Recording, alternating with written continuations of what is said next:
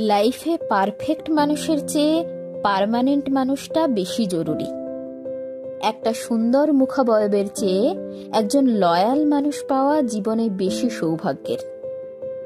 কার পাশে আপনাকে ভালো মানায় তার চেয়েও গুরুত্বপূর্ণ কি আপনার প্রতি কতটুকু দায়িত্ববান এবং যত্নশীল। জীবনে রূপ আর অর্থবিত্তের চেয়েও এমন একটা মানুষ থাকা বেশি জরুরি যে আপনার খারাপ সময়ে মাথার উপর একটুখানি ছায়া হয়ে পাশে থাকবে, আপনাকে বুঝবে, বোঝাবে, সারা জীবন মানিয়ে নিয়ে একসাথে পথ চলবে।